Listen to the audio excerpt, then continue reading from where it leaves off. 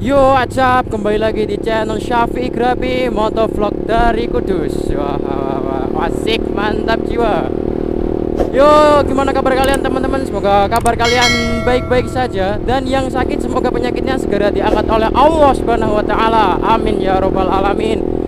Dan yang lagi bekerja semoga bekerjanya lancar, rezekinya berlimpah banyak berkah. Amin ya robbal alamin. Ya, seperti biasanya kali ini kita mau riding ya, riding santuy.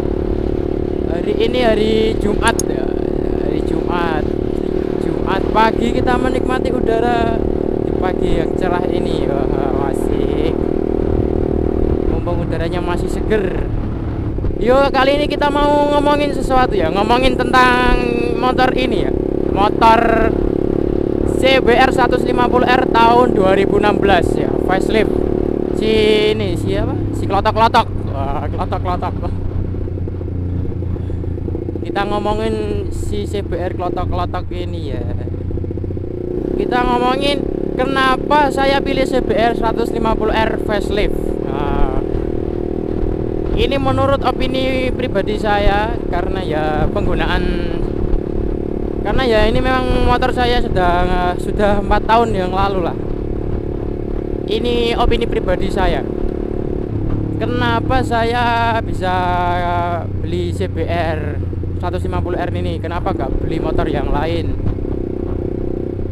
Yang pertama, ya karena ini adalah Honda. Karena di keluarga saya adalah fans boy Honda. Wah, one heart.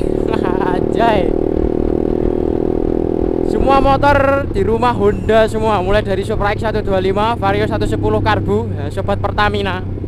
Dan yang terakhir adalah motor ini, si klotok-klotok CBR facelift tahun 2016. Entah kenapa ya, entah kenapa orang tua itu lebih suka merek Honda ketimbang merek-merek yang lain seperti Kawasaki, Yamaha, Suzuki, ATM. Orang tua itu lebih suka kepada merek ini, merek sayap, merek Honda. Entah kenapa alasannya, saya juga nggak tahu. Yang penting Honda, fansboy Honda. Nah, terus alasan yang kedua, nah pada tahun 2016 itu sport firing 150 cc kayaknya itu cuma R15 sama CBR ya. Gesek itu belum ada. R15 itu aja yang masih V2. Yang lampunya itu masih bolam biasa itu, yang modelnya mirip R6 yang old. Nah, saya waktu itu bingung ya, mau pilih R15 V2 atau mau pilih CBR 150R yang facelift ini. Tapi setelah saya pikir-pikir, saya ambil CBR 150R aja yang facelift ketimbang R15 V2 ya. Kalian tahu sendirilah desainnya R15 V2 kayak apa. Nah, selanjutnya alasan yang ketiga, riding position. Nah, seperti alasan yang kedua tadi ya, karena tahun 2016 itu sport firing 150 cc cuma CBR sama R15 V2. Kalau R15 V2 itu riding positionnya menurut saya kurang enak lah, kurang manusiawi. Nunduk pol, asli nunduk pol. Terus posisi jok yang belakang itu paling tinggi. Tingginya itu melebihi Ninja 250. Jadi kalau yang bonceng itu kasihan nanti kalau yang R15 V2 itu. Terus akhirnya saya pilih CBR ini ya. Untuk riding posisinya ya masih normal lah, untuk sport fairing 150 cc, nggak terlalu nyiksa, masih manusiawi. Ya karena stang CBR ini masih upper yoke, masih di atas segitiga ya, lumayan enak ya, masih tinggi. Walaupun sebenarnya R15 V2 itu ya sama-sama upper yoke, cuma R15 V2 itu masih lebih nundukan lagi daripada ini. Sama yang R15 V2 itu saya kurang suka sama desain velgnya. Desain velgnya itu terlalu gimana ya, terlalu lempeng lah, nggak ada seni-seninya.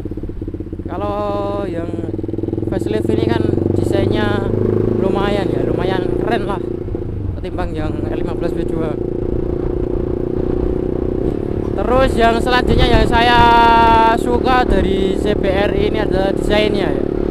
Desainnya itu lancip-lancip ya, futuristik lah ibaratnya gitu ya. Walaupun ada beberapa bagian yang saya kurang suka ya, tapi nggak apa-apa, banyak sukanya ketimbang merek-merek lain. Selanjutnya, alasan selanjutnya, entah alasan ini ya, alasan yang berapa saya nggak tahu, nggak ngitung. Handling lah, dari segi handling ini motor ini lumayan untuk nikung ya, lumayan, nggak begitu ngebanting ya untuk handling ini. Nah, walaupun akselerasinya saya rasa sedikit kurang daripada kompetitor, akselerasinya ini sedikit lambat kalau dibandingkan dengan GSX. Lebih mantap GSX, akselerasinya lebih nampol ya. Honda kan ya terkenal gitulah, terkenal nyamannya. Kalau akselerasi ya emang Honda agak sedikit kurang ya, nggak apa-apa lah, namanya juga motor 150 cc. Mau ngarep apa dari motor 150 cc? Kalau mau tarikannya nampol ya beli minimal 250 cc lah, tarikannya jos, juara. Kita ambil kiri aja. Nah, selanjutnya sekarang kita mau bahas yang saya nggak suka dari motor ini. Nah, tadi kan kita udah bahas apa aja yang bikin saya suka dan membeli motor ini ya. Selanjutnya kita mau bahas apa aja yang saya nggak suka dari motor ini, motor klotok-klotok CBR 150R. Yang pertama itu, nah yang paling mencolok, mesin. Nah, dibanding kompetitor, mesin ini yang paling kasar ya. Bisa didengar lah kalau kalian pakai knalpot standar, ada bunyi-bunyi goib. Nah, bunyi-bunyi goib yang sering dipermasalahkan dari pengguna CBR 150R ini adalah ada suara klotok-klotok. Entah itu semuanya atau sebagian ya, saya nggak tahu. Tapi alhamdulillah si CBR punya saya ini nggak klotok-klotok, alhamdulillah.